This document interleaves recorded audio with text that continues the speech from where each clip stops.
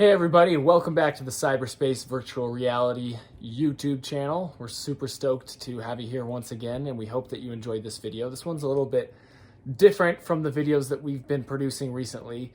We've been doing a lot of Oculus Quest 2 videos because that's been announced and it's coming out soon. But since it's October, it's still the beginning of October by this point, we wanted to talk about Halloween and scary virtual reality games that you can take advantage of during this fun season. Right. So we actually ran a business where we would go to people's homes and set up VR so that they could play in a party setting.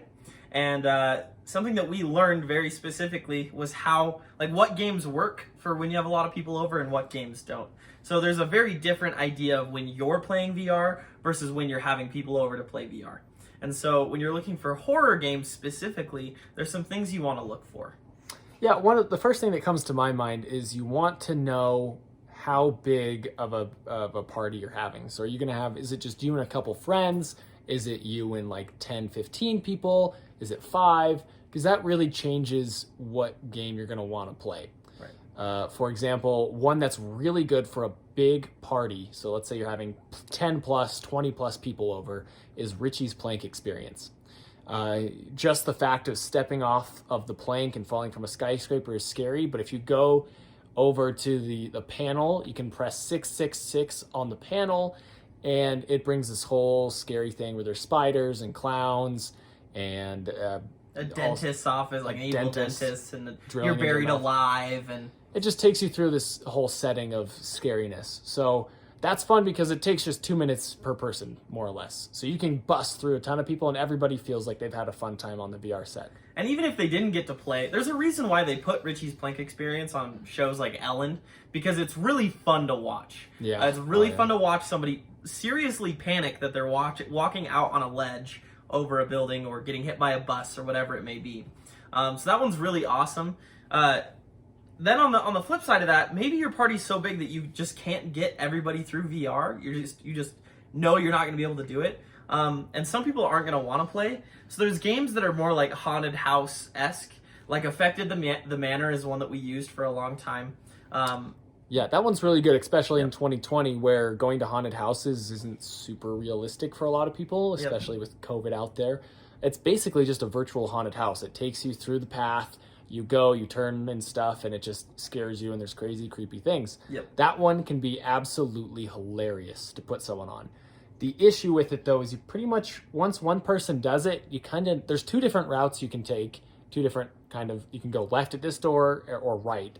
And so there's basically 2 people that can do it, and then after that, it's just the same thing over and over. So It's not great for big groups for everybody to do it because it takes like 15 minutes per person. However, I think it's longer. It's like 20 something. Yeah, if you're cruising, it might be 15, but yeah, it's long. So it's not realistic for everybody to play, but it's great for big groups if you just have like a couple people do it and everybody watches and laughs and has a fun time. Another option for a Halloween party, for example, is you could do something like Arizona Sunshine. That's actually co-op. So you have 2 people that are playing. You have one person, they're both playing the same game if you have 2 sets of VR. If you don't, it's still pretty fun. It's kind of hard to explain, though. So that's something you need to definitely watch out for. The controls are harder than other games. Let's say you're having all your family over, right? Like Aunt Jemima or whatever that's coming over, and she doesn't know how to play VR. You don't want to sit there for 20 minutes trying to explain to her how to play something. That's why Richie's Plank is awesome, because it's very simple, right? I think you just press a button to walk forward, right? And like, it's that simple. It's so easy. And no, you don't even press a button. No, you just walk. Yeah, you just walk. Everything's in the small space of like 5 feet. Right. So there's no controls really. No learning curve. Put on the headset, you're good to go. Yeah, Arizona Sunshine, I would agree, is very fun. It's another one of those games, like you can just put people in survival mode and just have your friends rotate through, see how long they can last against the zombies.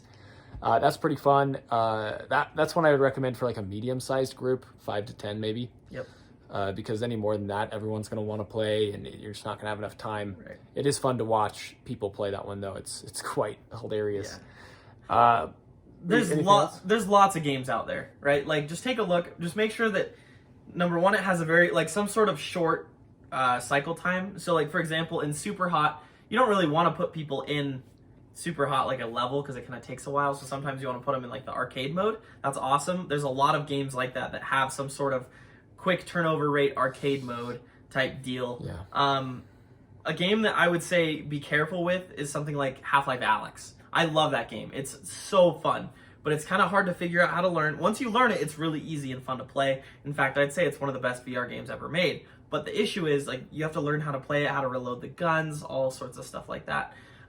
If you're only having 3 to 5 people over, that could be really Half-Life fun. Alyx would be super fun because it's kind of story based. You're kind of like watching a movie. Just spend kind of a night chilling with your friends. Yep. Just beating the game. That would be really, really fun for a Halloween party. Yep. So and it's freaky. Oh my gosh! Like I got in it, and I was only like 10 minutes into the game, and Sean was there teaching me how to play, and I was at that point, which is really fun for new people because you don't really know how to play, you don't know how to shoot or reload that well. So when those zombie crazy head crabs come out of nowhere, it's terrifying. It was so scary for me. I mean, like playing that game by yourself in the dark is horrifying. Like you're in dark subways, there's creepy monsters everywhere. But that's a great game for a party if it's a very small one. But you don't want to have to explain that to 20 people. Cause that wouldn't work. Trust me when I say that, you're like, oh, I'll just explain it while everyone's there.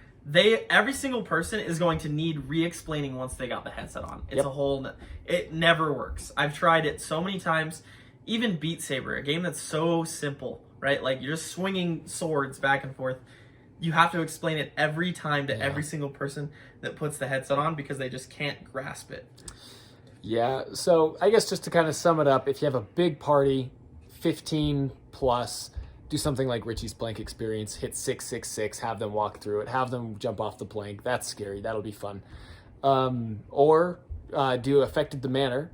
That's a great haunted house game, and just have a couple people run through it. It'll take about half an hour to 45 minutes for both people to for it to be finished, and everybody could laugh and have fun at them. Yep. That's always fun for Halloween and scary parties. Something you could do, for example, like if maybe you're not into the whole horror aspect, is you could just do Beat Saber. There's custom songs and mods and stuff that make it kind of like the Halloween-y vibe. Halloween-y, you can change the colors so it's like orange and black or orange and gray or something, and kind of make it kind of fun. Yeah, that's a good idea. Yeah, and so there's lots of options. You don't have to do a horror game. In fact, for a lot of people, they're not going to. They just will flat out refuse to play a horror game, and that's okay. Have them play Super Hot or something. Yeah, exactly. And again, if you just have a small group, getting a few friends together, Half-Life Alyx is great. Arizona Sunshine Zombies is always great. We really liked that Island 359, the dinosaur one. That one's fun too. That one's fun. Not super horror. I mean, dinosaurs can be really scary if they're in your face trying to eat you, so that could be a good one too. And there's some newer ones out that are really good as well that are on like the top of the market right now, and you can get them on Steam, Oculus, things like that. So yeah, lots of options, but just logistically, keep in mind those things that we said. What's the party size? What's the vibe like in the party? Do people want to play? Do they want to watch? And then just kind of go from there. Yeah, figure it out. Don't be afraid to just play some of your tried and trues. I'm sure most of us have Beat Saber if you have a VR headset. That's always great to have people play. You don't have to stick with the scary theme. Yeah. It's just fun to play VR and have people over. So yeah. Yeah, well, great. Well, this was just a quick update. We wanted to get this out while Halloween was quickly approaching. Let us know what you think. If you have some better recommendations, let us know. We can put them in the next video. And we appreciate you here. Go ahead and subscribe, like, and comment. See you next time.